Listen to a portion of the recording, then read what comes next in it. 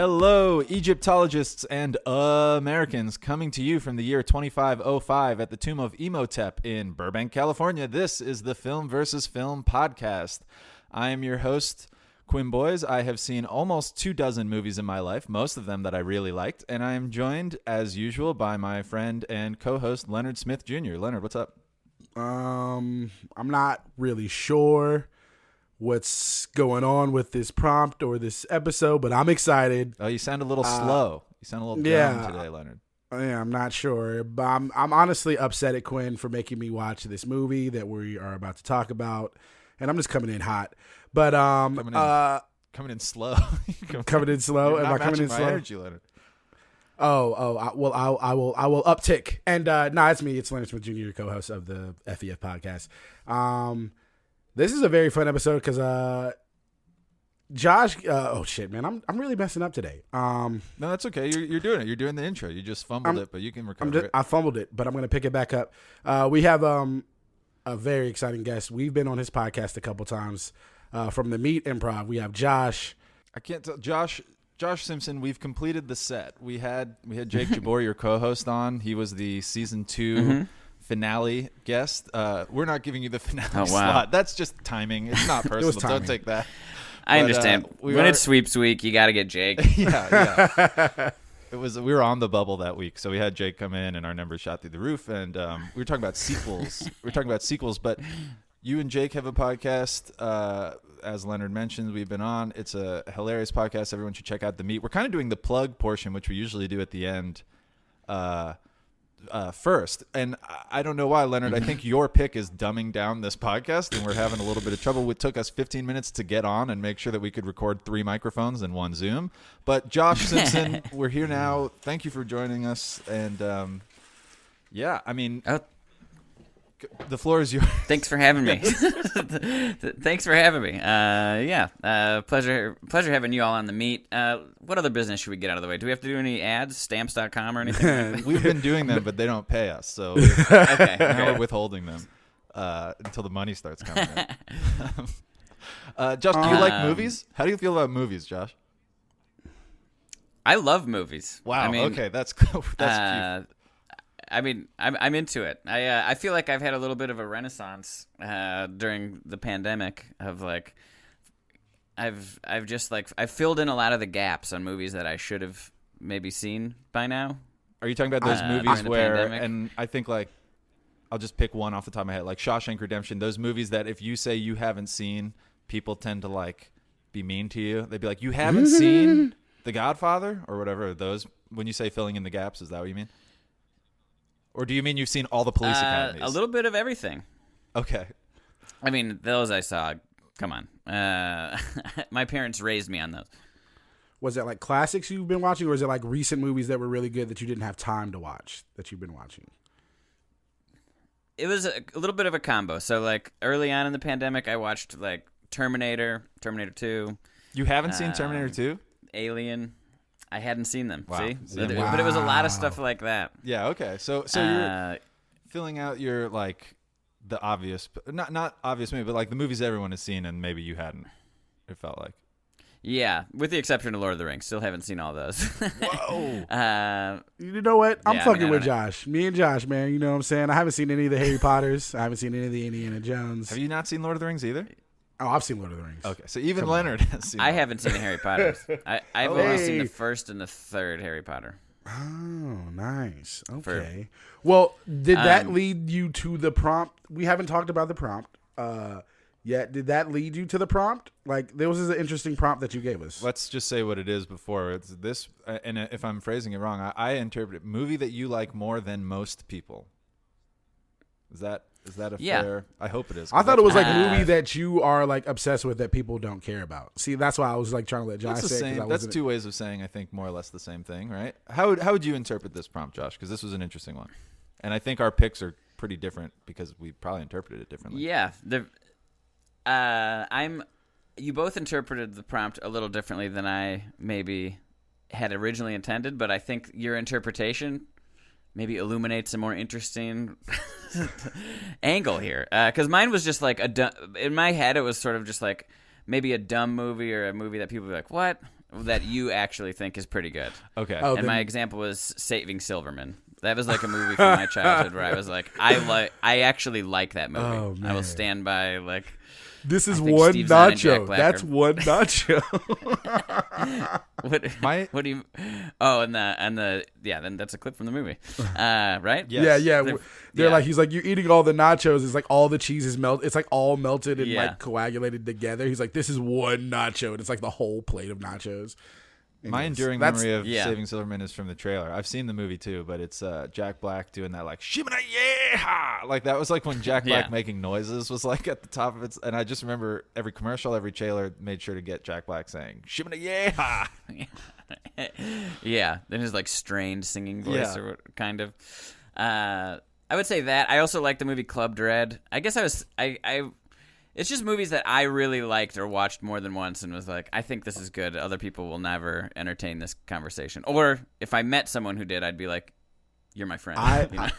So that's interesting. I So that own- kind of goes back to what you were saying about watching movies in the pandemic of like you're seeing maybe a little bit more of the movies that are considered the staples, the Aliens, the Terminator 2, all that.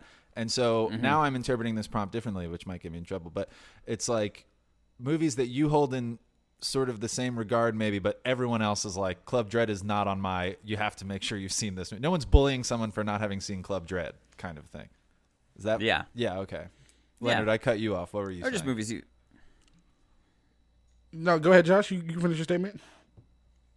I don't really have much else to add there other Okay, than like. I was just yeah, that's gonna say- basically it. I own Club Dread on DVD. He does. You're talking to one of the biggest Broken Lizard fans I in the own world. I own all of their movies. Not all of them, not anymore, but pretty like once I stopped buying DVDs, they've put out some of them. But no, We've talked that's about funny. Super Troopers on this podcast. We've talked about Super Troopers. We haven't gotten to And the that's- Slam yeah. and Salmon. I love Super Troopers. That's funny that I just felt like this prompt was kind of perfect because just how I own Club Dread, I own the movie Idiocracy, which was my pick for this, which I feel like it fits the prompt pretty well because a lot of people have seen it and just like, oh yeah, that's a movie. But like since I saw this when I was like 18, like when it came out, and I was just like, this is the best fucking movie ever. Like I've watched that movie so many goddamn times. It doesn't make sense how many times I've watched Idiocracy. So I actually didn't watch it this week because I didn't need to watch it. I've watched it so many fucking times. I don't need to. I've watched it like a couple months ago, so it's like I've watched this movie too many times. Well, for those who haven't seen it, Leonard, what's it? How would you describe it? Oh, Idiocracy is about a guy just middle of the road, basic guy, like neutral, indifferent, in the army, just coasting along, working in like the library or some shit till he gets his pension, and he gets selected for this military government program because he's perfect, because he's just like basic, like all the testing and everything. He's the most normal guy ever. And they freeze him, and they couldn't find a female counterpart in the army, so they find a prostitute Good point, actually. and a sex worker, and they pay her to do also the same thing, which is one of my favorite scenes. The guy who was running the program wants to become a pimp, and it gets shut down, and they get stuck in these chambers and wake up in 500 years later in 2505, and you come to find out that everyone's dumb as fuck, and that I didn't even say that damn it, Luke Wilson, who is the star of the movie, is now the smartest man. Joe Bowers, I think, is the name of the movie. Right? Although we'll Joe Bowers, be calling him aka Luke not Wilson from here sure. on out. Yeah. Not sure. Is the smartest man on the planet Earth, and Maya Rudolph, who plays, what's her name? I can't remember what her name is. I don't remember. She's probably the smartest person. First one who She's gets smarter it, than him. surprise. Rita. Rita. She's probably the smartest person in the world. They're like everybody else is just through a funny segment. They show that like the smarter people were more cautious about having children, and then the dumber people were just having more and more children, and through time, and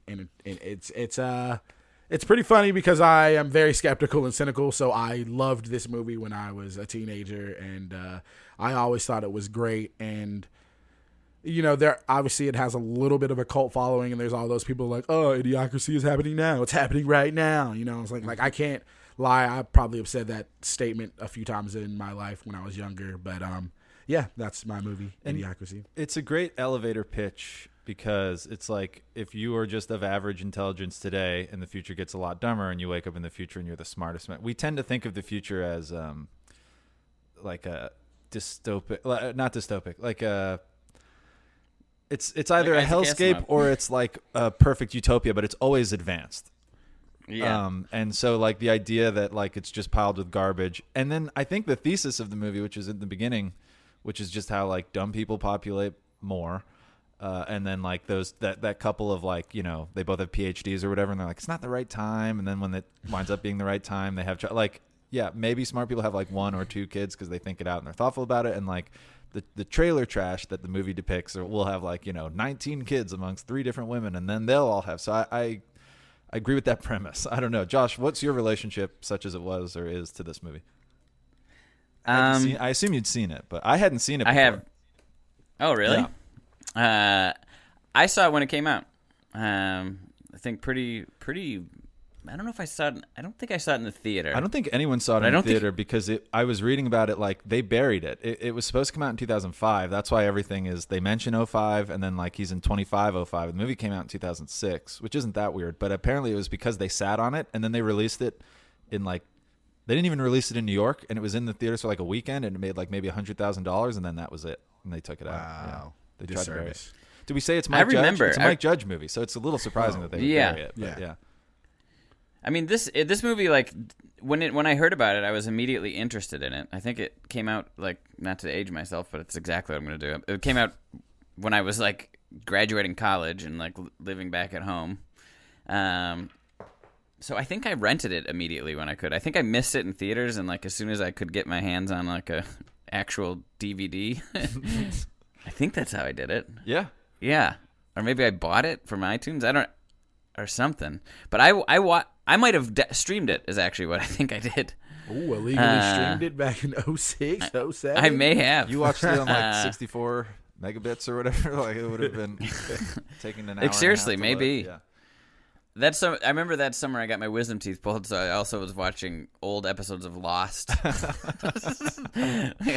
to give it like that's truly what a around the time same to time. be alive. On your Oh, TiVo?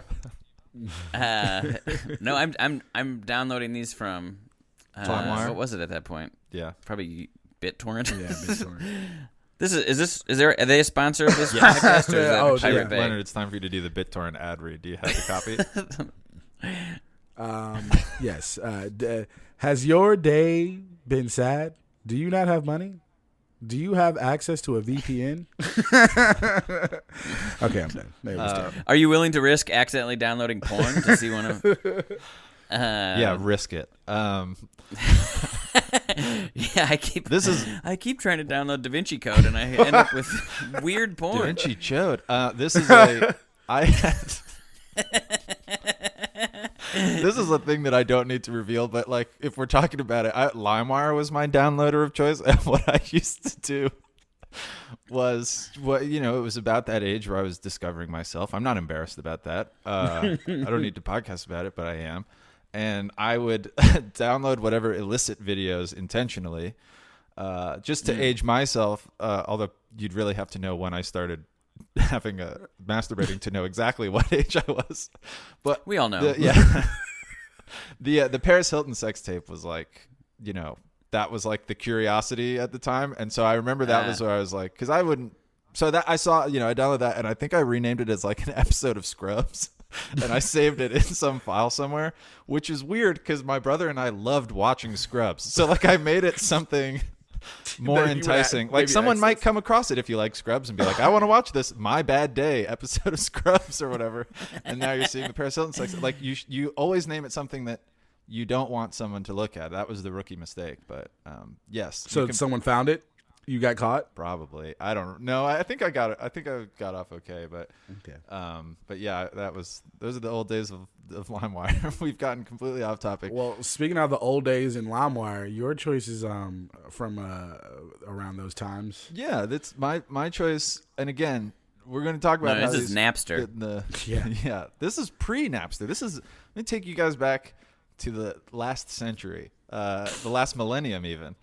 1999. I'm talking, of course, about the Brendan Fraser, Rachel Weisz vehicle, The Mummy. Everybody knows about this movie, and if you don't know, it's all in the title. Brendan Fraser plays a kind of crusading Indiana Jones-like character, and Rachel Weisz and her brother are... Rachel Weisz is a librarian who's kind of an amateur Egyptologist. They are on a dig. They're looking for, it's all the same MacGuffin stuff. They wind up at a site, and they unearth a thousands of years old, long dead mummy who has a vengeance. He's got a bone to pick, and he's like a voodoo doctor. He's not just a around mummy. Egypt, and he's sucking people's skin right off the bone, and he's absorbing it into his own. Which is nice because, does everyone have to have the same skin tone to make that kind of to make up the? You know what? We won't worry about it. But he recreates his body by sucking people. Are you saying he should be choosy? I'm just saying it'd be funny if his left arm was black.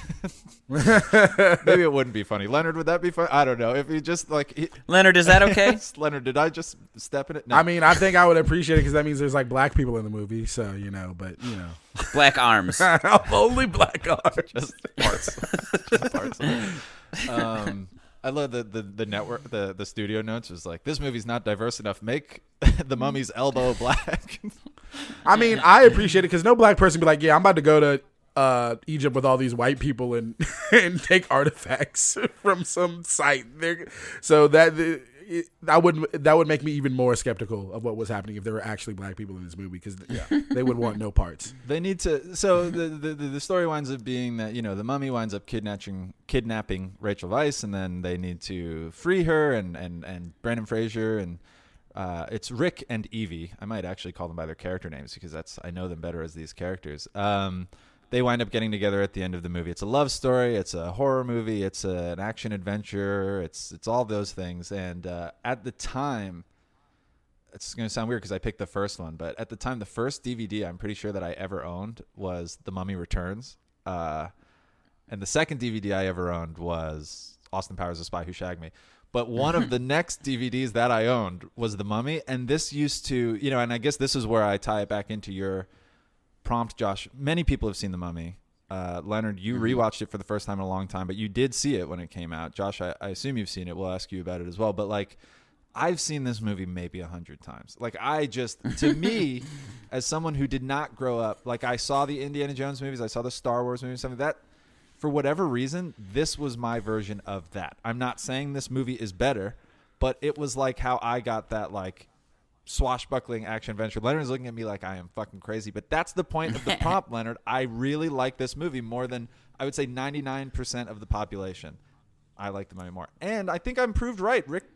Brendan Fraser is having a nice little renaissance. Everyone's remembering Brendan Fraser and how much we loved him in the 90s and early 2000s. I never forgot.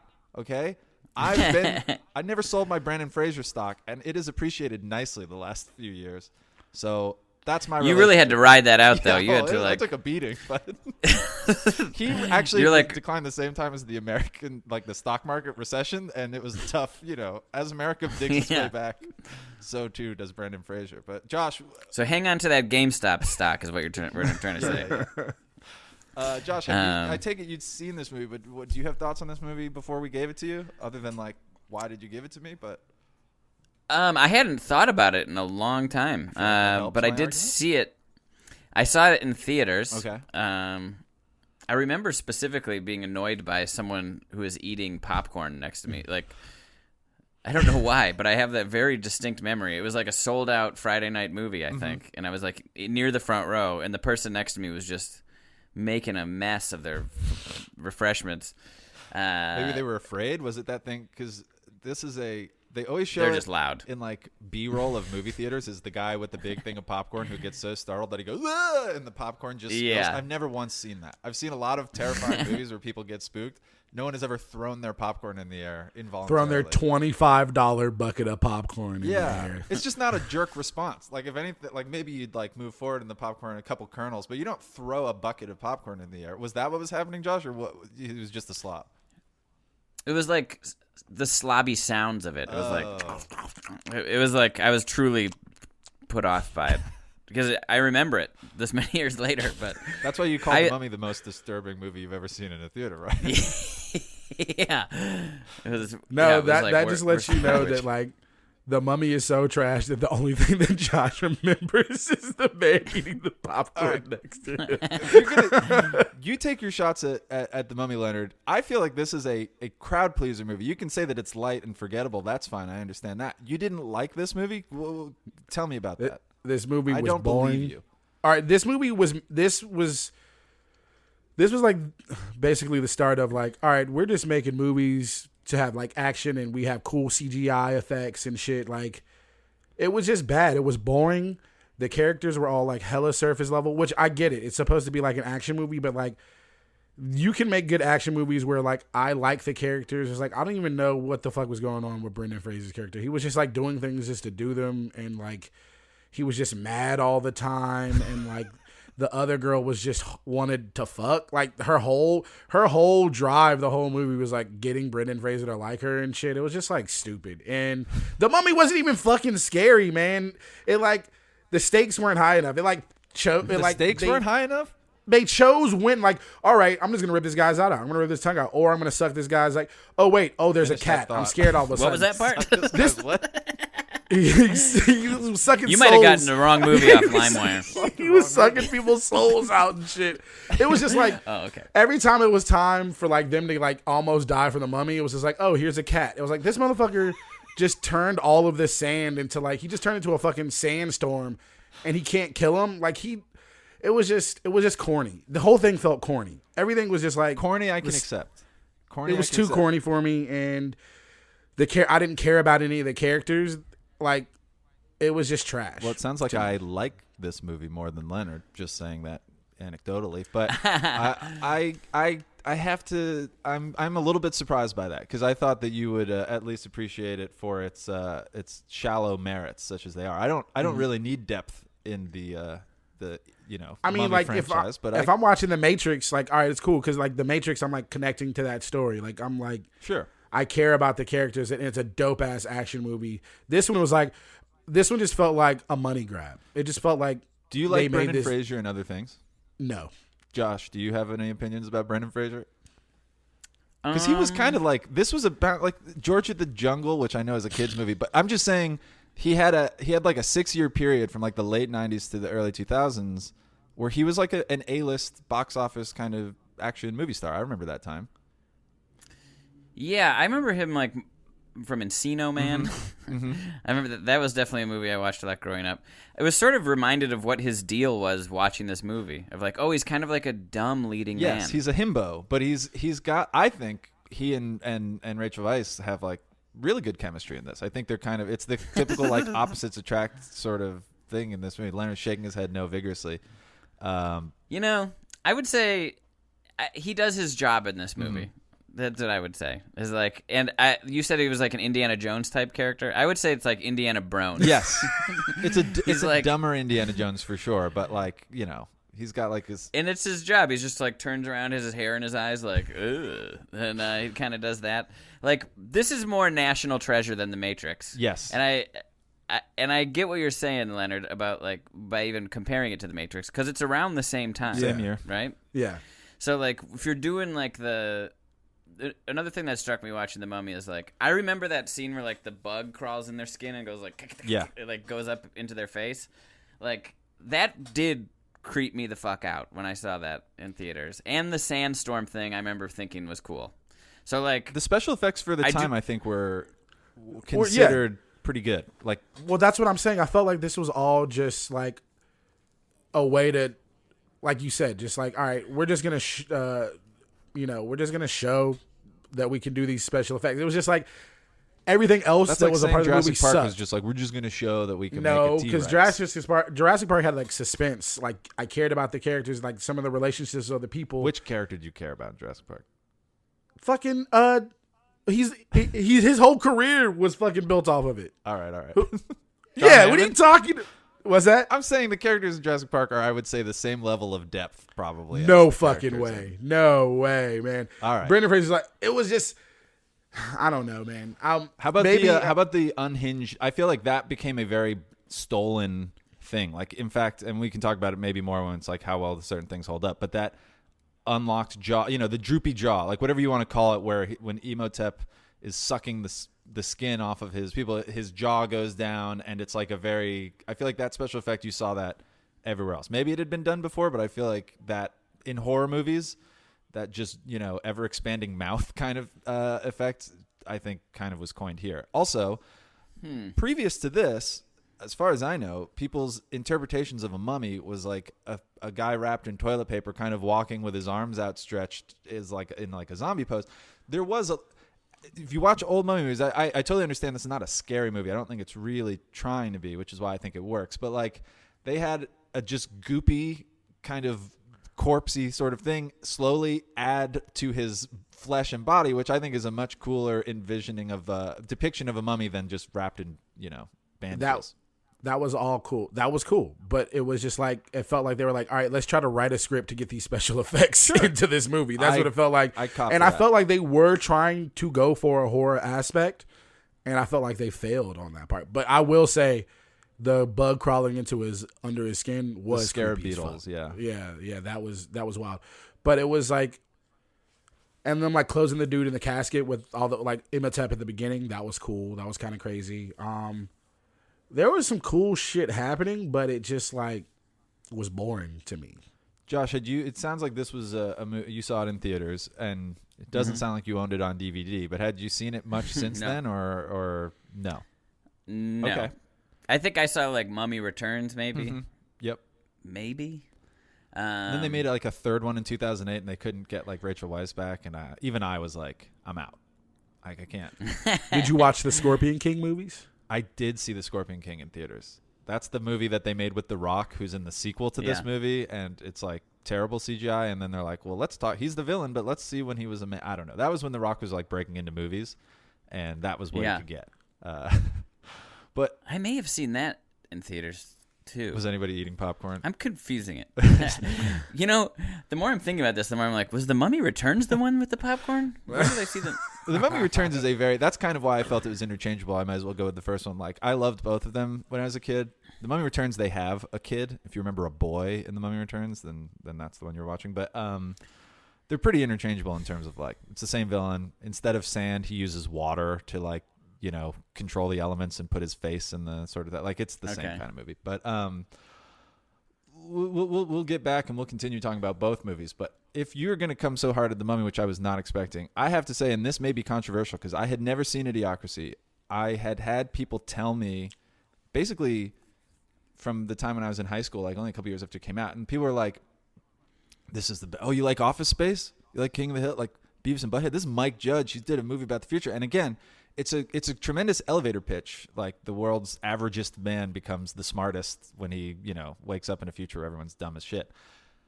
I think it's a great satire. Like I like the point. I did not laugh one time in this movie. Sucked. I thought this movie, and I'm not saying this is retaliation. I swear to you, this movie is literally idiot proof, because if you're like, well, that's stupid, and people will go, well, yeah, the whole point is that they're dumb. And I was like, yeah, but are the jokes supposed to be funny? Like, I did not find really anything about this movie funny. I'm trying to think of like, there's like, you didn't laugh at the Fuddruckers evolution? Butt fuckers? Yeah, hilarious. That's what I'm telling you. Like, the jokes are dumb. People would make these jokes, and I like dumb humor. I could list you like a number of dumb movies that I enjoyed. For whatever reason, this did not do it for me at all. Maybe it's also very, which I'm not going to credit whatever budget they had or whatever. It's not, obviously it wasn't going to have the Mummy's budget, but like it looks kind of shabby, and like I just don't think it's well made on really any level. I think he had a great idea. He didn't have a lot of execution, and I think 20th Century Fox was on my side, because when they saw it, apparently the test screenings were so disastrous that they're like, we can't release this movie. And now it's weirdly gotten this cult following. So I was like, okay, I like Office. I like all the Mike Judge things, but I think this is like the worst Mike Judge thing I've ever seen. I like the idea, but I thought it was pretty terrible. I leave it to you guys to talk about the virtues of this movie, but I really did not like it at all. So you definitely like this more than me. I'll be the intermediary, because I would say that like you have one thing right, where I do think that like the premise of this movie and the first like 10 minutes of it are the best parts. And I think it's funny. Like I enjoyed this movie when it came out, and I think it might have been just for the novelty, or not the novelty, but the novelty of like, hey, this is saying something that I don't often see in the movie. So like you're saying it's a good satire. I would agree with I would agree with that. And like as a comedy fan, it's not some.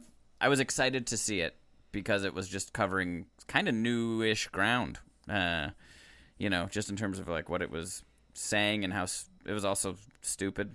You know how like the Star Wars prequels, people said like the problem with Star Wars prequels, I promise this is related, is that like George Lucas he's a great storyteller. He's a great like Anakin Skywalker gets found, then he betrays the Jedi, and then he has this tragic fate and blah blah blah. And if you just lay out the story, if you were to just tell me the story of the Star Wars prequels, I'd be like, these movies sound incredible.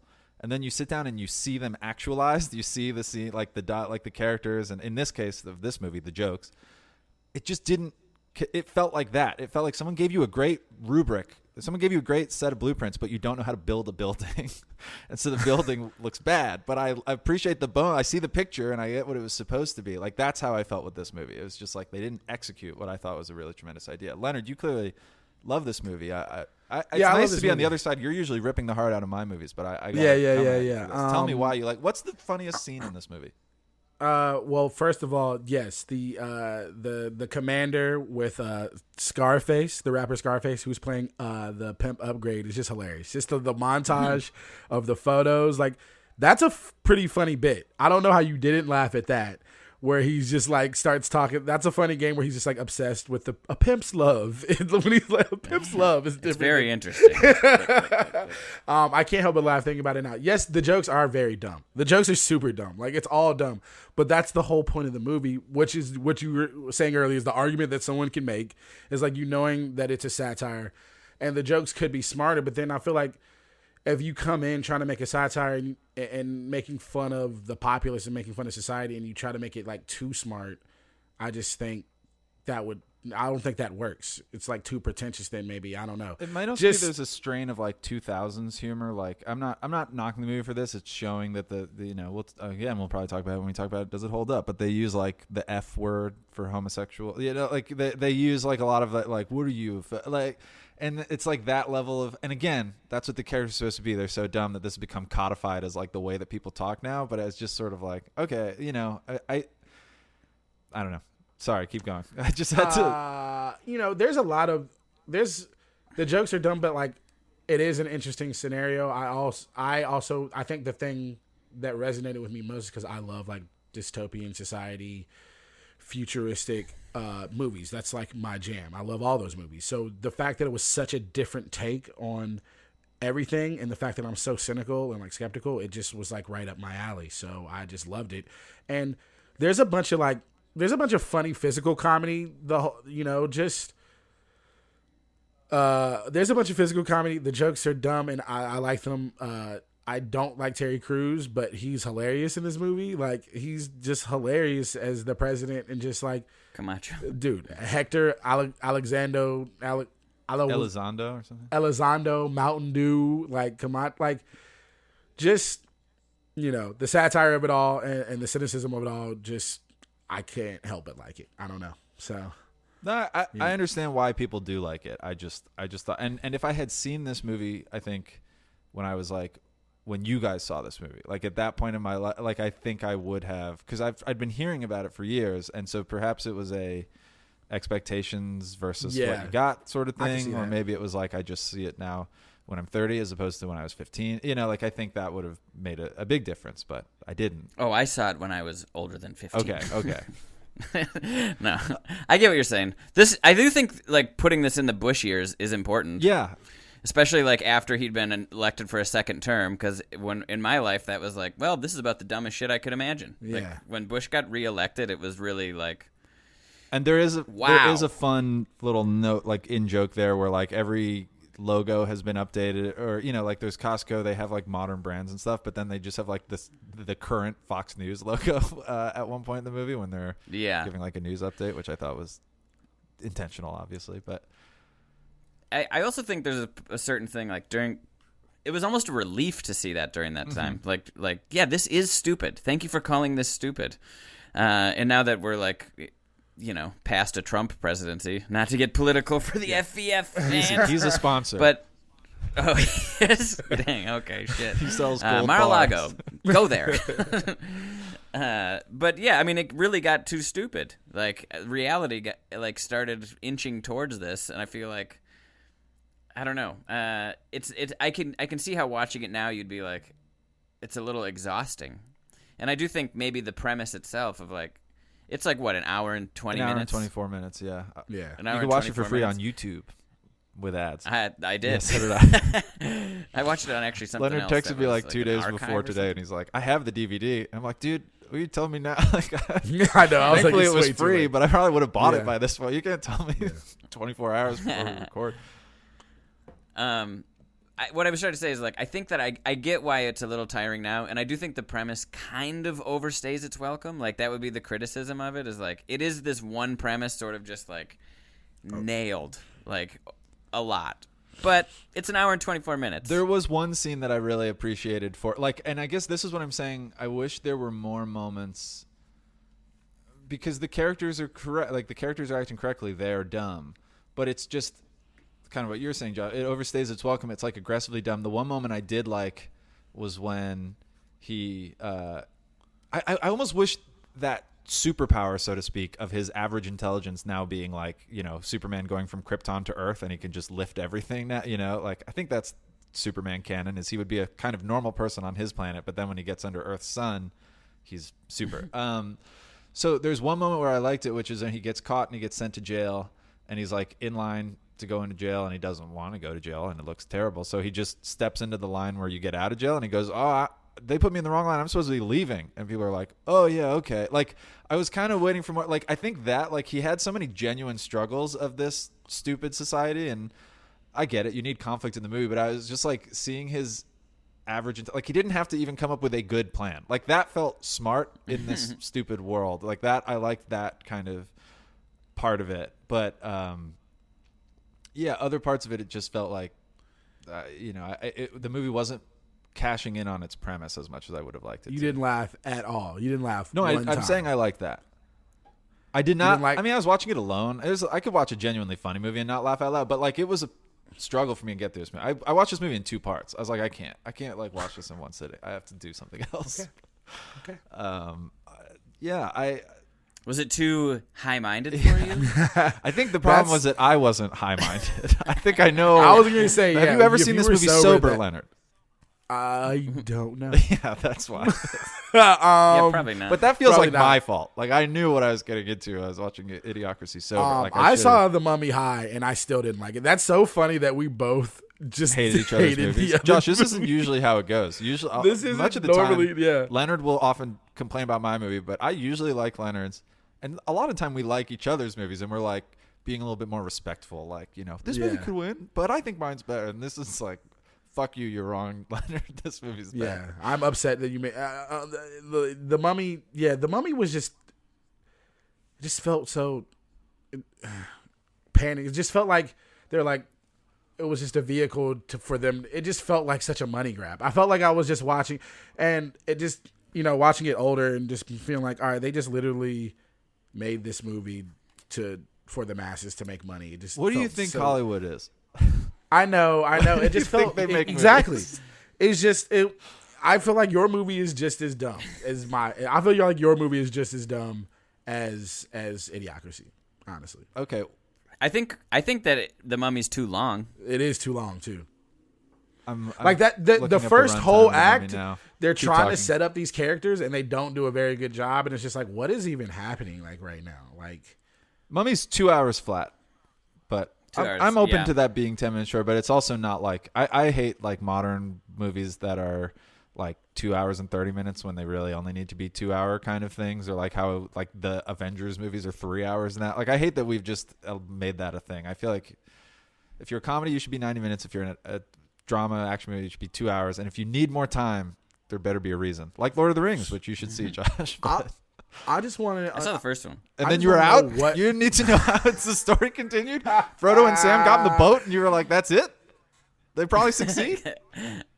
I watched part of the second one and fell asleep. Dude, it's an undertaking. Yeah, it is an That's a undertaking. Did you watch them back to lot. back? Because I can understand falling asleep if you just like start at the second one, but you can pace yourself. Yeah, I don't know. I don't have a good answer for that. I think I just...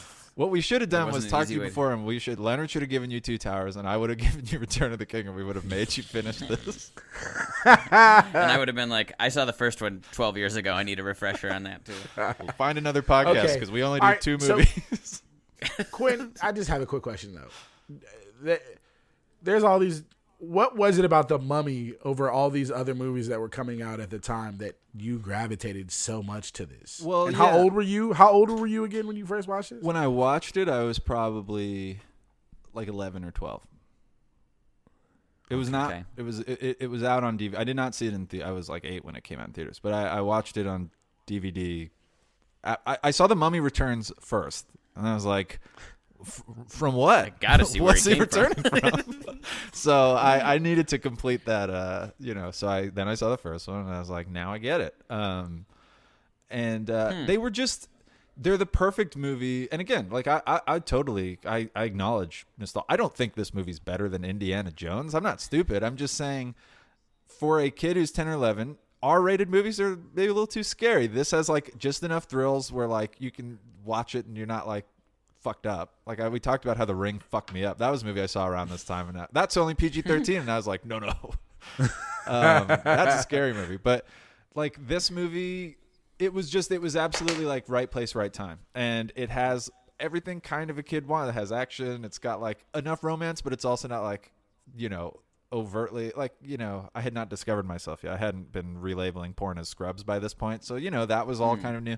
It has a little bit of everything. It's funny enough at the time. Like I thought the Jonathan character, the brother character, was good comic relief. Like it was just kind of a good enough movie on in enough quadrants that I just totally enjoyed it, and I still enjoy it. But I acknowledge that that's probably nostalgia. Okay, I get it. It makes sense. I just felt like the entire time I was watching it, I was like, they were checking off the box. There's that like, scene. All right, this has to happen. This has to happen. There's It that just scene felt where they're on the too- boat and they're going to the dig. Like it's like two competing factions on the boat, and then they get in a shootout with, I don't know, some other characters that are shooting at them.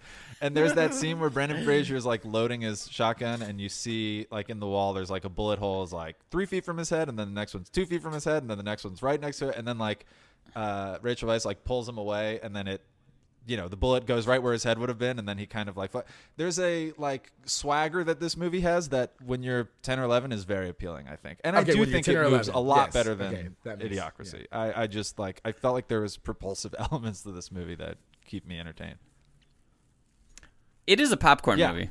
Something that Idiocracy isn't, I would say. Like, this is meant to be like, whoa, like, let's go to the movies Exactly. and get our minds blown. It's a movie theater experience type of movie, and I feel like we don't quite have enough of those, as much of those now. I mean, barely anyone's going to the movie, but in the same, I think it scratched the same itch that like. Oh, I've been James going to the Bond movies. Yeah, I have too. I'm going all the time, but Last 2 years. And this for sure. Now that they say that, it was like it is a movie just made to watch in a movie. I'm a big James Bond guy, Yeah. Leonard. I like Yeah. the spectacle of just movies. Give me locations, like interesting locations. Give me like a romance plot and stuff. Like just check those boxes, and I'm there. I can't honestly. I can't imagine going to the movie theater and like with some friends and watching Idiocracy. Like that sounds funny. Like let's go sit down in a movie theater and watch Idiocracy. Yeah, that's. But no, I just feel like Idiocracy is kind of like the perfect stoner movie. Like it's nostalgic to me in a way where it's just like when this movie came out, I was like, like 19, and I just started smoking weed, and like, I was fucking. If you guys listen to this podcast, you know that I hated everything. Like I hated Disney as a kid. I hated Harry Potter. I never liked any of that bullshit, happy-go-lucky, happy ending story type shit. So,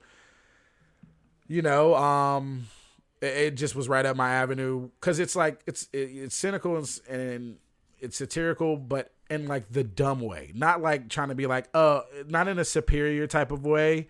The fact that he's just an average guy and that like he's a normal guy and he's not smarter than really anyone else, but here he is the smartest person. So it's just if it was like some super smart person that came and was like, like I'm like better than you and like out there like throwing it out, it would be kind of maybe pretentious. But just the fact that he's basically just a pretty dumb guy himself, I just thought was interesting to me. And maybe it connected me like, well, I could be this guy.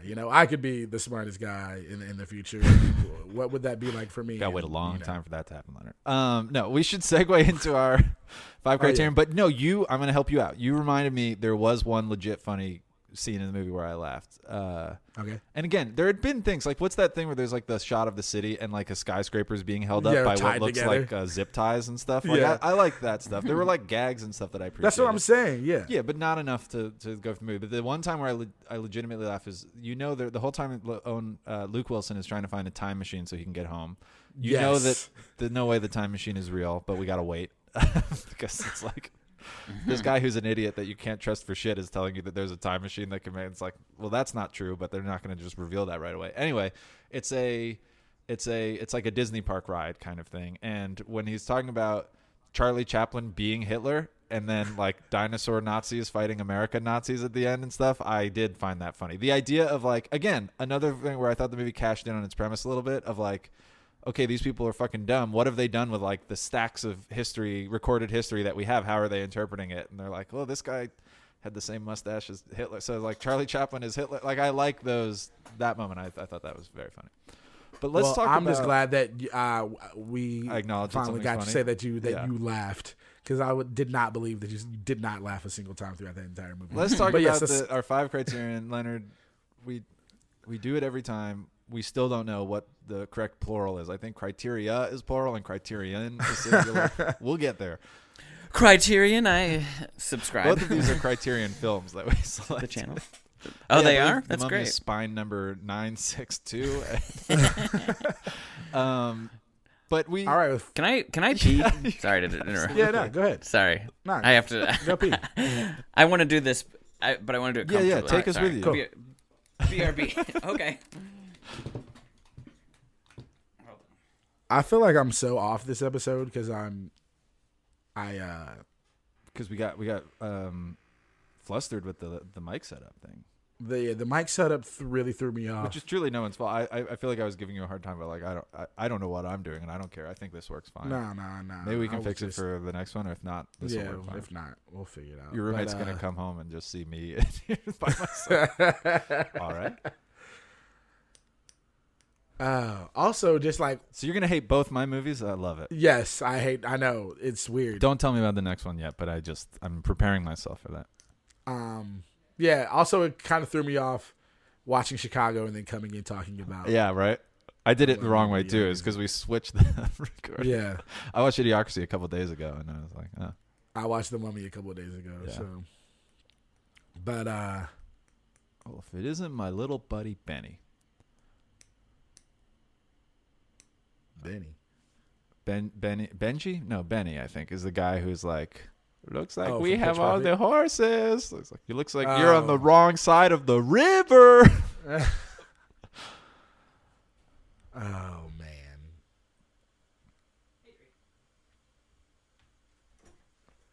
Just like waiting for him to die. Yeah. Well, the flame flickering out and stuff. Thanks. Yeah, Sam. Of course. Sorry, I didn't mean to. I was trying to find. No, that is a perfect was spot. perfect. It'll lift right out. So spot. I'll just say again. I'll just intro here. You can cut in, Leonard, if you're listening, editing this. Cut in after this. Let's get into the 5 criteria that we go through every episode as we review these films. The first being, and we'll just go through them the same order we always do. Pop cultural influence of these movies, such as they are. Leonard, you go first. Well, I mean, obviously, I guess I'll talk about my movie. I was going to talk about yours. You can talk about mine. Yours, Yeah, talk about yours. both. The Mummy is. I mean, for the early 2000s, it had some type of pop culture influence. Well, 1999, and then its influence into the 2000s.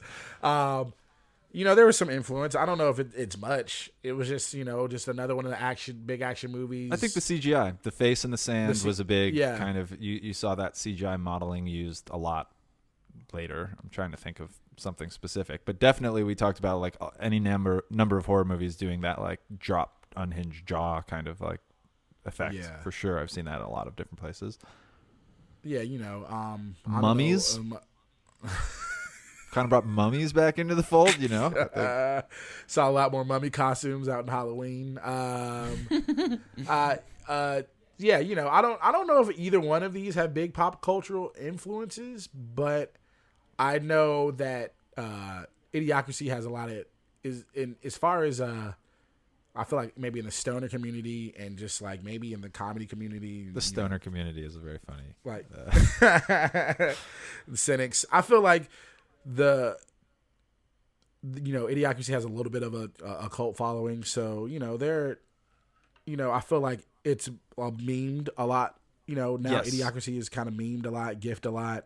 The whole Terry Crews. Yeah, I'd say the Trump presidency, and again, he's a sponsor, so please, everybody, Josh, don't say anything crazy. Just the foundation or the university, or we're what? Not sure the check hasn't arrived yet, but they were just generally told to not be mean about Trump.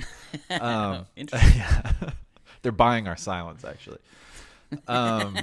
But no, I do think there was a lot of. You're saying obviously it was made in the Bush administration, and most people would agree that things got even worse with the next Republican president in office. And either way, I think that I remember specifically having not even seen the movie at this time. The comparison was drawn to the WWE president played by Terry Crews, and then like the clips of like Donald Trump at like Monday Night Raw or something back in 2000. Yeah. Whatever. He's a WWE Hall of Famer. So there was like indirectly, we did have our professional wrestler president, and not 500 years in the future, about 10. Like that was the Yeah, that was also it became relevant. And that was like the other pop culture influences. The fact that so many people were like, "Oh, it's like Idiocracy. Idiocracy is happening now." Like blah blah blah. Like that was a thing that was happening amongst people. So I feel like maybe Idiocracy kind of has more of a pop culture influence thanks to the Trump presidency. So that argument point that I gave you, Josh. What do you as someone who hadn't seen these movies that recently? Like, was there anything before you watched them that you remembered about them, either in your own mind or just the cultural firmament? Well, I will say that my first thing when you said you like this more than most people was that, like, The Mummy got made into multiple franchises. It even returned in 2017, right? Yes, yeah. Although there was literally another movie called Mummy. So there's like the serialized Mummy movies, like Abbott and Costello Meet the Mummy from like the 1930s or whatever. And I guess Universal like still had the property, so obviously those have no connection to the Brendan Fraser version. And then there's the you're talking about the Tom Cruise version that like bombed, which was a like reboot in effect. Like there is no tie from. I never even saw that movie, but my understanding is that's not supposed to be the same universe. It's certainly not the same mummy. It's just the same idea of like a mummy movie. It's not Imhotep? It's not Imhotep, no. Arnold Vosloo is not in this movie. Wow, so you're kind of going to give me like the pitchfork attitude, like the hipster attitude about the Tom Cruise mummy. It's not quite the original mummy. I mean, it's actually. not. You see it for yourself. No one else did, but the Beach Boys can call themselves the Beach Boys, but Brian Wilson ain't in the band. I'm just saying, it's a mummy movie, but it's not it's not picking up Not the the threads. It's not working up the. When you look up ground. The Mummy online, it is part of the series of movies. I'm not saying it's not a mummy movie. I'm just saying it's like saying that like Val Kilmer's Batman and Christian Bale's Batman have like it's a Batman movie, but it's not in the same universe. That's all my point. Okay. I got you. It's not the same monster. My point is for pop culture. For pop culture, the Mummy, it started a whole new kind of like movie. Yeah, that's actually, and it helped catapult The Rock's career. That was like one of his first starring roles in a movie. Sequel, so that's a pretty. I'll take who may eventually one day become our president. Yeah, I mean, I would welcome that future. That would be a weird. And then we'd both win if The Rock from the Mummy franchise, but also like Idiocracy became president. We'd both be pop culturally relevant. Yeah. I think the Idiocracy thing, like, you hear it referenced like people do when they do like 1984, and they don't really know what 1984 is. Like, where they're like, this is like 1984, and that's become so. I don't know. This is a separate point, basically, but I feel like people say that like conservatives and liberals say When that. people say things are Orwellian, like that kind of. Yeah. They're just like they can refer to something they think is like overreach is whatever, 1984. But I mean, there are some like Donald Trump being in the Pro Wrestling Hall of Fame. Yeah, definitely points to Idiocracy. People just not knowing that like. I mean, we skipped over the whole premise of Idiocracy, which is like, or not the premise, but the plot where he's like, water your plants with water. Oh my God. And people are still using Gatorade or whatever. Like, I think as we get into like, I mean, you know, sorry, he's your sponsor, but like even beyond the Trump presidency of just how dumb last year was, like there are moments where you're like, it's too stupid. Yeah. Like where I literally had that thought last year. So in a weird way, I got to give Idiocracy credit or Mike Judge credit for like kind of laying out like, I don't know, that idea that like if we keep behaving in a dumb way, the culture will get dumber. And like some parts of that have happened quicker than other parts. I will push back a little bit and say I think Bush's presidency was worse. Okay. That's a whole different topic. Yeah. Trump was definitely, he made things so much dumber, and he gave dumb people and racist people like a little more confidence. Yeah. Bush isn't a sponsor, so you can go off on him but if you Bush, want. Although we do, I mean, Bush Leonard has one of his paintings started on Afghanistan. his wall. Yeah, whatever. Bush was like actively like, hey, let's go to. He was whatever. He was a little more active. I That's think. true. He like Well, did some terrible. Well, that's shit. what happens when Dick Cheney is your puppeteer. So Yeah. You know what? I was going to talk about this later. I mean, I don't know how we haven't even talked about it yet, but I don't know how the fuck you didn't laugh at the electrolytes, like the Brondo. Just that it has watering the plants. electrolytes. That they kept saying it. just like that was just a funny little bit to me. I don't know. I also like I like money. I like That sex. running gag is fun. I like money. I like sex. I like money. Oh, sorry. You go ahead. I was just gonna say one thing that struck me watching Idiocracy again, and you kind of mentioned it, Quinn, is like they make it seem like the dumb part of our society is basically like all trailer trash and stuff like that. I think one thing they maybe didn't adequately satirize is like, dumb people also wear suits. Yeah. You know what I mean? Like that would be. It sort of like took a big reach in terms of like satirizing like our culture and our politics becoming dumb, but there wasn't like it was a little.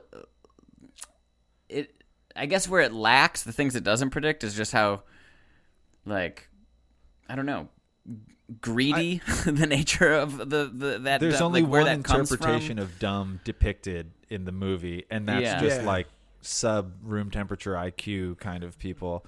And there are a lot of people who we've met who are dumb but like seem smart. Like if you just talk to that, like there's multiple. It's not a nuanced enough portrayal of idiots. It sounds like what you're saying. It leaves out a lot of different types of idiots. There's like no, who's to say? Well, ahead, one dude is wearing a suit, the CEO of Brondo. But like you said, you never see the elitists, you never see the rich people in this scenario. So like the closest you get to is like a judge, a lawyer, and a doctor. And the judge, you only see him in the scene, and a lawyer can, it doesn't mean much if saying you're a lawyer. But this sort of transitions into our next topic, which is how well do these movies hold up? Now, Josh, this is kind of like you can interpret this any way you like. That could mean like, well, the special effects haven't held up, or it could mean like these ideas are shit or whatever. And I think just branching off of your point, like the idea that dumb people, like dumb white people, are trailer trash. Dumb black people, like, are kind of like gangster types. Like, Leonard, help me out here. Like ghetto. Yeah, like it's ghetto type, right? Like I think they say at one point that like the language is like a mixture of like Ebonics and like Appalachian. I don't know. It's sort of like the stereotypical worst of all. I'm not gonna come too hard after that. I've mentioned there's like some of the language in the movie is outdated. That's like to be expected from a comedy in the mid 2000s, and I think at least this movie has the excuse, which is legit, of like knowing that this is like sub intelligence level language, and they're just saying it to kind of drive home a point. But I do feel like it feels, for a movie set in 2505, it feels very much like you could place it exactly like in the middle of the 2000s. So I don't know. It felt a little bit of its time, but also the ideas are evergreen as we've been talking about. So Leonard, I don't know. I get it. I feel like we've. What is this category? How well does it hold up? How does it hold up? Okay. Yeah. I feel like that obviously, is an issue as far as how well does it hold up. But like you said, it's part of like they're dumb and these are like, not the smartest people. So that's the reason why they use that jargon and that, offensive language. But I feel like it holds up pretty well in the other regards of what happened in the last year. People just being misinformed and believing everything they see on the internet and storming the Capitol and crazy shit like that. So I feel like it holds up pretty well in that regard. And, the Trump presidency. So yeah, we've kind of been talking about it as relates to the Mummy. I feel like the Mummy holds up as a movie better than the Tom Cruise reboot. They did a Tom Cruise reboot. People were like, "Nah, we don't want it. We're just gonna stream HBO Max and watch the Brandon Fraser mummies." I think whatever entertainment value it has is kind of like you could have made this movie in 1940 and it would have been much the same, and you could make it today and you'd make it probably much the same. It doesn't look terrible. So like the CGI obviously isn't like it was great for the time, so it doesn't look like that bad now. But so I feel like it held up pretty well as far as like how it looks. Yeah, and it helps to set it. Like obviously, it came out in '99. It was set in like 1930, and it's a fantasized 1930. So it's not like it's like this isn't era appropriate. Like it doesn't matter, Yeah, but other than that, the movie was horrible. Did either of these have anything sticking out to you, Josh, of like being like something you wouldn't do today or you wouldn't see, or have we? Are we talking? So in terms of, yeah, I guess like just watching an older movie from like what would they do differently in 2021? Yeah, it could be any way you think it might not hold up, from like technical to just wouldn't you do that today? Yeah, however. I hear what you're saying about the language in Idiocracy. Anytime I hear the F word in regards to like how you refer to gay, the bad word, not great. But I will say that in that part of that was not an uncommon thing to have like to play a bro or a dumb character and say that and not realize like maybe you don't even need to. It's also a white guy who says the N word. Oh, I might have Leonard. I might have missed that part. Your beloved pimp characters. When he goes into when he puts him in the crowd chamber, he's like, "What's up?" to both Luke Wilson and Matt Rudolph. But yeah. Oh yeah. You know what? I think I'm a little more like I can take the joke there. Like I get the joke. Yeah. I don't know if I would write the joke nowadays, but I don't like judge the joke as much. No, neither do I. I'm just trying to score internet points against Leonard. I'm just just making you reckon with the. I think you would not. They probably wouldn't do that today, but I do think it's probably a more truthful depiction of like that strain of idiocy populating and taking over the world in 2500. That is what people would be saying. And they never use it as a slur. Around. I mean, it is a slur, but they never use it as the intended slur. They use it like to mean to describe, bad, basically, which was prevalent back then. Which also doesn't make it better, but it's not. Yeah. Well, the Mummy, I would say like the things that jumped out to me were like a couple of the. I feel like Brendan Fraser's character was a little sexist. I also thought that like was the friend of or not the friend the Benji or whatever. Yeah. Was he a person of color? You're not going to get me to answer that question. Was he? He was also a little effeminate, which is something that like Disney did with its villains that people have a problem with. The actor's name is Kevin J. O'Connor, so I'm going to go out on a limb and say he is probably white. So he may not be from the Middle Eastern. Well, I think the little bit of cover that they give themselves, such as it is that I don't think they ever plant a flag in any particular nationality for him. And there's that scene, which I think is funny, where he's in the beginning, he's like being advanced upon by the mummy, and he just takes out different religious symbols and speaks in different languages of all of the. Yeah. I think it's that thing where it's so ambiguous that you don't know what to be upset by, that kind of thing where it's like, hey, this is an offensive but is this supposed to be I don't know. There very well may be that they wanted him to be kind of an Egyptian type character, which he's not. So yeah, I'm not sure.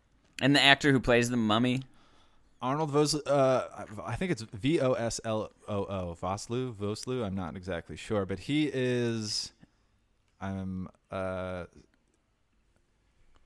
I didn't know who he was. He's Dutch, German, Danish, French, He's born in South Africa. So I'm not sure. I honestly will give them a nod on like there were like not everybody in this movie was white, like and like the people of the land weren't Yeah. low bar. So I was like all right, at least they did that because it was like the thing that did feel was like all right, these white people came from America and England or whatever the fuck and came over. So I did appreciate that somewhat. I don't know if the girl at the beginning who was supposed to be like the Egyptian queen or whatever, I think she's white. I don't know if she's white, but it was I wasn't mad at that. I was expecting to be mad about it, but I really wasn't. So They sort of did it ambiguously enough where it was like, okay. The woman who plays Anuxuna Moon, who he gets like tortured for loving, she is I'm not sure her exact nationality, but she is the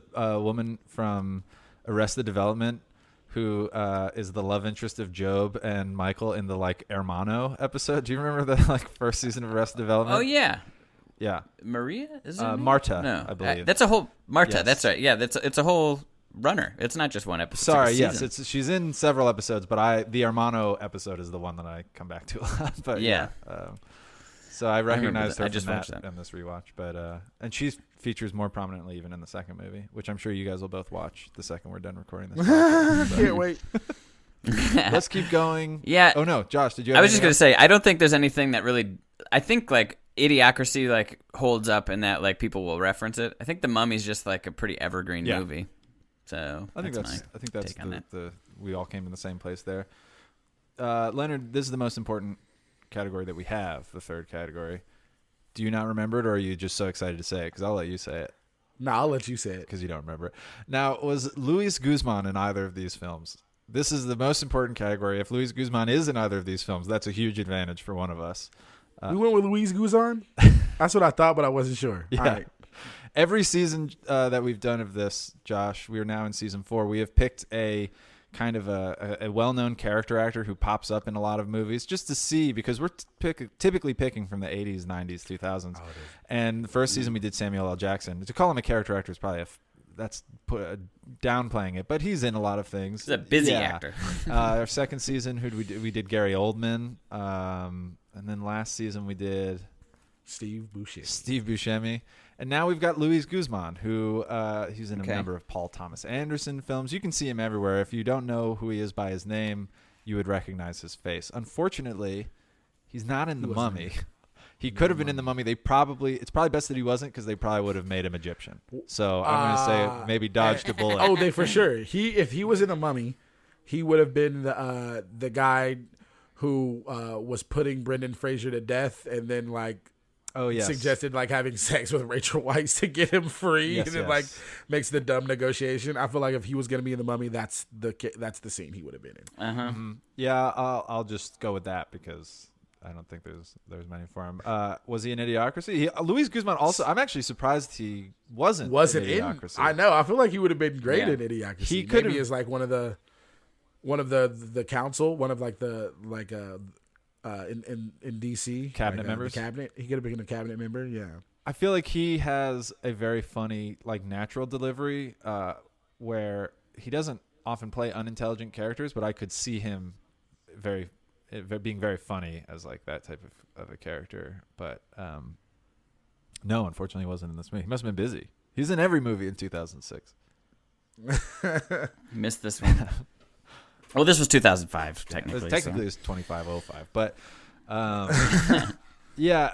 So another week, no Luis Guzman. No. The other thing that Well, it's tends to only our happen second is, episode. Josh, this is like We're- the kiss of death. If we make this character actor but we just don't pick movies that they show up in. One day it will happen.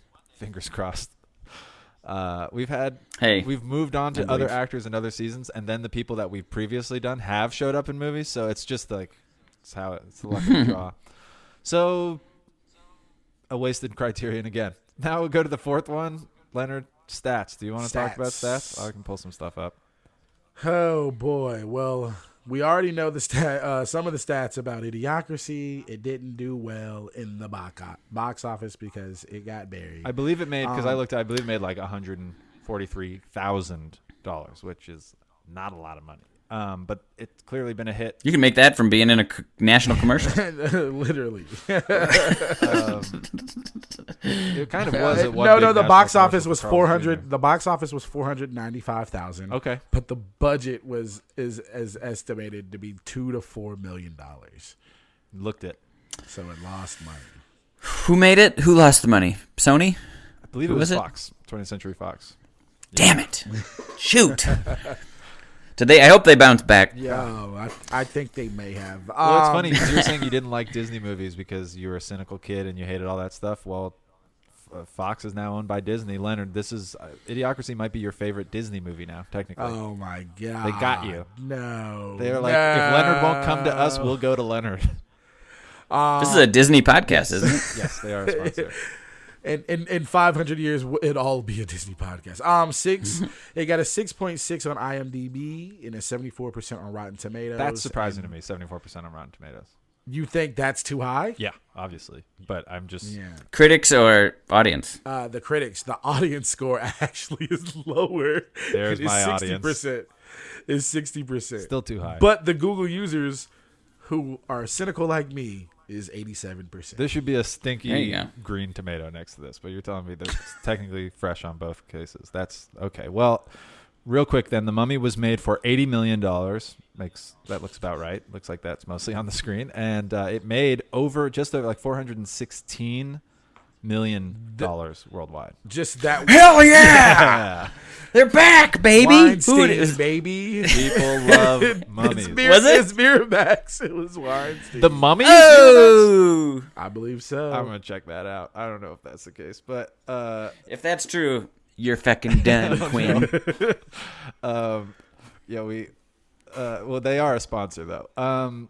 So The Mummy has a 60. Wow, this is the exact inverse of what The Mummy has a 61% critics tomato meter, so just fresh, just by the skin of its skin. And the audience score for The Mummy 75%, because people are smart and enlightened, and they've left these critical opinions, and they're like, no, this is the Mummy movie we want. So what do you think about that? Well, You got to keep in mind what kind of dork loads their reviews onto Rotten Tomatoes as a I may user. have created a couple dummy reviews and just prop this number up, get it to a nice even 75. But, the production company was Alphaville Films. I don't see Miramax or Weinstein Co. on this movie at all, Leonard. You're taking pot shots at my movie. Hold on. Slandering. Hold on. One of the movies it might have been Chicago then. You I was stop gonna thinking cover- about other movies or other podcasts, Leonard. Jesus.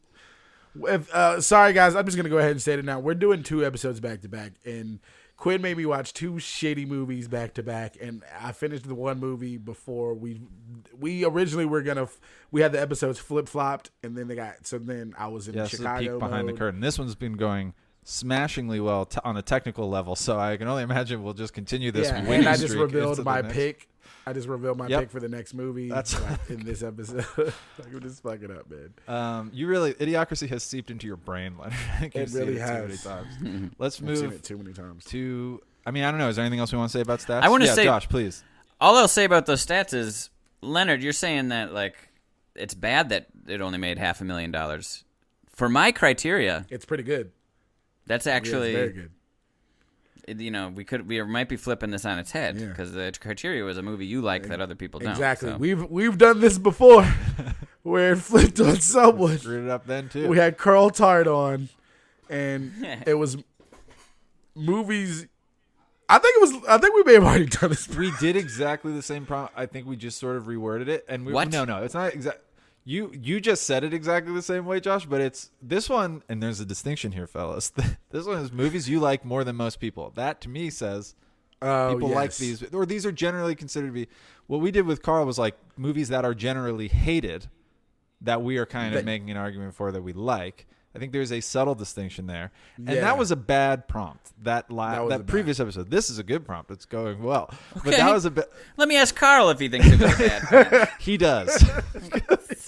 Because we gave him, I don't remember what you gave him, Leonard, but I gave Carl The Matrix Reloaded, and he's like, I don't even want to watch that movie. And I'm didn't like, so finish then the do I movie. win? And he goes, technically, I guess you do. Because Because he hated it so much. movies that, He liked my movie better, which was Street Fighter. yeah. And because he hated the other one and couldn't finish it, that became the winner. And I was And like, I genuinely, wait, I what? wasn't fucking around. I like The Matrix Reloaded. I don't love it, but I like it.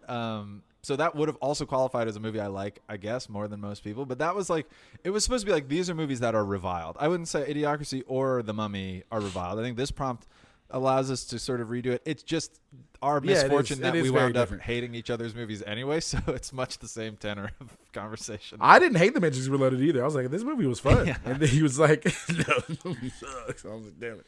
Is Matrix Reloaded the one with the very long sex scene in it? Intercut Yes. with the rave. Yeah. It's also Yeah, the one with I remember the that one. fight on the truck going down the freeway. The and, highway like scene. the samurai swords and the two And white also dudes the one with where he dreadlocks fights and- like 100 Mr. Smiths. Yeah. Agents, Okay. please. Yeah, that was pretty good. Yeah, right? Dope. I never saw the third one, but What anyway. is it with Third you one's and not not good. finishing trilogies? Who I don't hurt care. you? I don't know who has the time for I all feel like this. you I had got a- shit you to had do. a parent or an authority figure start a book series with you or something, and then they went to get a pack of cigarettes and they never finished it, and you're just like, I don't finish things now. Yeah. Basically. There's an origin story there, is all I'm saying, and we're gonna get to the bottom of it. But All right, before we do well, that, we should go into. it's time I'll for lose the- interest before we get to the bottom of it. Yeah, you just gotta stick with this. All right. It's a 3-part origin story. Leonard, take us into the home stretch. What's the last? Well, this is the fifth and final criteria, and the one that actually matters the most. yeah, everything else and, to this point has been bullshit, Josh. Okay. And that is, which movie did you like more that of these two for the prompt? Movie that you love that other people don't love as much as you I'm do. gonna step in here, Leonard, because I think your idiocracy is getting all over the place here. It's What is wrong with me today? who did a better version of the prompt. So the fifth criterion is always essentially just the prompt. Which movie did we make you think that we like more than most people? And that can be by our interpretation and yours, or however you want to judge it. The power is out of our hands. Okay. I will make my pitch first, Leonard, because I think I'm fighting an uphill battle anyway here, and also I think you need some time to recover before you speak Yeah. again. Jesus Christ. I was just giving you a real hard time. Once we come out like gloves off about each other's movies, I feel like I just get like generally chippy. Like now we're fighting in general. But I like it. I'll keep it short and sweet. I think we've talked about these movies and why we like them a lot. The Mummy is. I remember watching it on DVD, and my brother's a little bit younger, but we're basically the same age, and we really liked these movies. We would spin the disc a lot. And I remember my mom walking in one time, and I was unfamiliar with this concept before then, but she watched like 5 minutes of it. Like she knew we'd watched a lot of it, but she was like, oh yeah, this is like a fun B movie. And I did not know what that term was. A B movie, for those unfamiliar, is basically just a movie that's not trying to be, it doesn't have aspirations to being high art or, like quality entertainment of like the one summer blockbuster that everyone goes sees. This is a movie that probably would have come out like at the beginning of the summer or in August or something, because it wasn't like supposed to be this big thing. It's a B movie. It's silly. It's not to be taken seriously. And I think that I like that a lot about movies like that. The goals are set here instead of here. And then I feel like the movie is here, and it just feels like it's leapt over the expectations that you had for it. Whereas if you anticipate a movie really highly and it's only okay, but I didn't like this part or that, those I tend to walk out not liking as much because there's just a feeling of disappointment, even if the overall quality may be better. And again, for where I was at this time, growing up, being exposed to movies like this movie understands its assignment, I think, better than any movie of this time that I was watching. And it still holds up. There were like probably a period of 10 years where I never watched this movie once. But recently, in the past few years, I've seen it a few times again, and I think it's just as well. And I'm sure there's a little bit of that's tied to nostalgia, but I think it holds up tremendously well. I think it is a movie that I definitely like more than most people. I think if I go to bat for The Mummy, people are gonna be like, "Why is this guy still talking about this?" So we created a podcast wherein I can, and that's why it's my pick. Okay. I have a quick question. What were the contexts that you saw this movie in? You said you watched it a few times in the last just like years? cool parties with people and stuff. They put it on. I'm gonna Max. guess They put it on alone. HBO Max recently, and I haven't brought my DVD. It might still be in my DVD thing, but I hadn't watched it in a minute, and so I watched it there, and I was charmed by it again. Huh, okay. That's all I wanted to know. All right, so my argument is more so not for the Idiocracy. It's against The Mummy, and that is The Mummy. Like you said, is a movie you love. Well, a lot of other people love this movie. This movie is a franchise. There's 5 films from 1999 to 2008. The Mummy made $1.4 billion. Okay, that's a lot of dollars. That's a lot of love. It's a lot of money. It was made for the masses, therefore, I feel like it's very loved by the masses.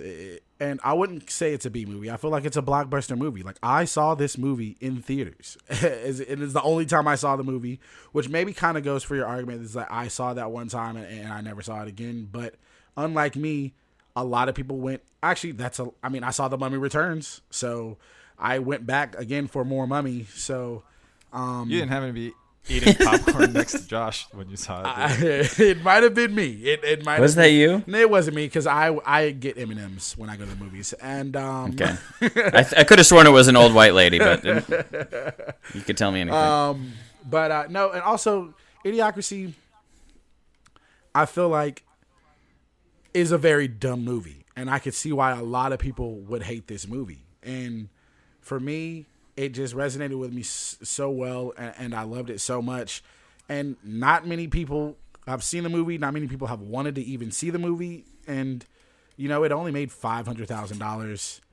And, there are people out there that love it. But I feel like when I say, like, oh, I really love Idiocracy, people are like, oh, okay, you're like that guy. You know what I'm saying? So I feel like that's why my movie is better for the criteria, and I feel like my movie is the better movie. I'm not going to rebut anything that you said. I'm just going to highlight. You're talking about box office. You know that 2017 Mummy Tom Cruise movie that was a joke and nobody seemingly saw and nobody liked, and that ruined the whole MonsterVerse. Blah blah blah blah blah. That movie made $410 million. So I just take issue with the idea that box office hit means loved and adored. But it's out of our hands. Josh, you've heard our arguments. You've sat through our tech issues. Hold on. Oh, But then it got canned after that. Your movie, 4 more movies came. I said from 1999 to 2008, it made $1.4 billion. So, that movie may have made 400, but then they're like, we're never doing this again. Fair point. So. Okay. We've said all we can say, Josh. It's entirely in your hands now. You can just tell us which is better, or if you have some sort of thought process you want to enlighten us on. So the ultimate landing point here is the winner of this. Yeah, you tell us who's right, contest. and we just Okay. and obviously this is we're still early days, so this isn't going to hold any weight in terms of this is the second episode for the listeners. but it's going to be tallied Okay. for sure, and it's going to be may wind up being the difference. Okay, well, I will just say that I really enjoyed how you both interpreted the category, because it was a loose category, a movie that you like more than most people. I would sort of. I see both your sides to this. So, like, Quinn, I don't think I've ever heard anyone love The Mummy as much as you Thank you. have here today. Because The Mummy just seems to me like exactly what kind of I think Leonard was alluding to, of just like, oh, yeah, I'll go see that in theaters. It's like a movie that teenagers will go see and hope to get a hand job in. Yes. It's like and or Something about that families jaw or whatever. coming So, unhinged is turning me on right now. but I mean, like, that's where it fits in my life. Now, I didn't get a hand job in The Mummy. I did try to get one in the movie Frequency, and that's what I came here to say.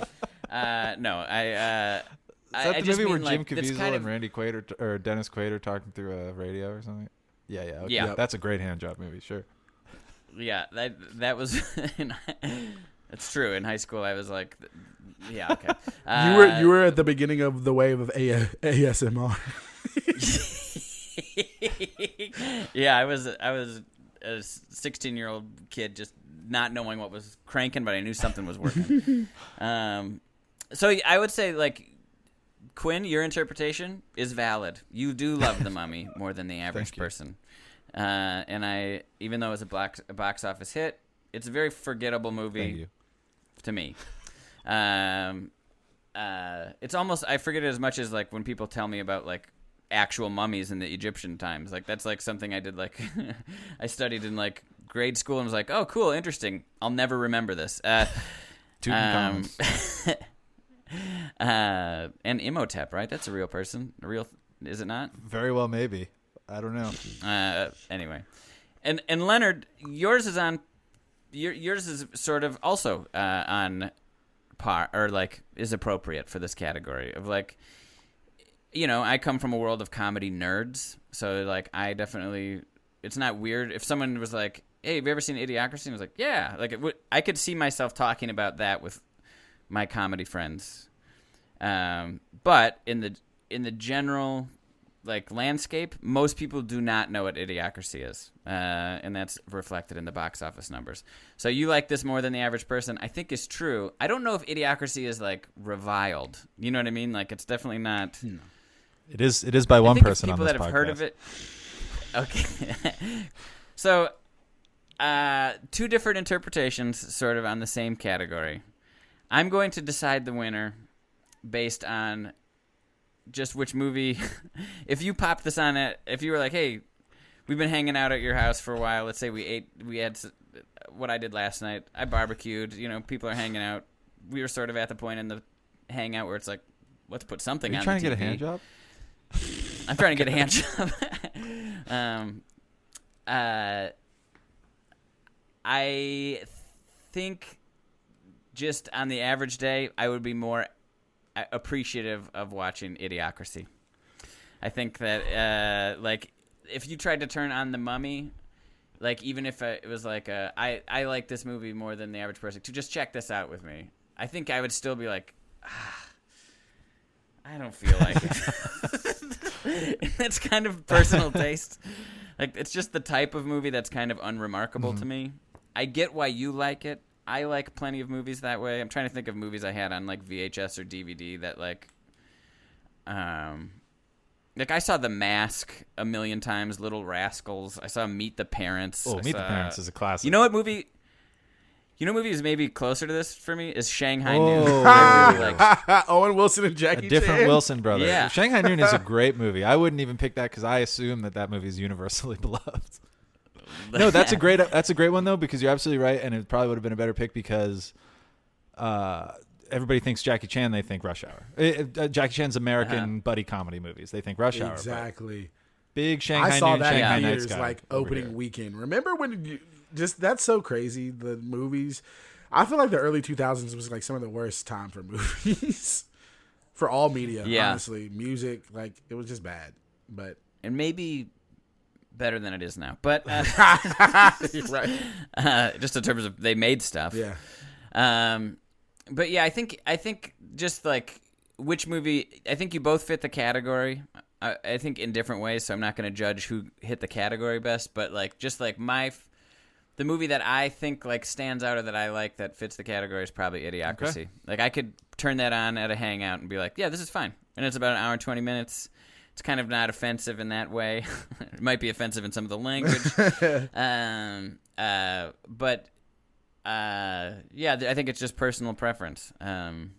Is I would say, you know. This was a very open to interpretation prompt. We like those. We also enjoy the straightforward ones, but it's nice to sort of get into the weeds of like, what do we think you mean?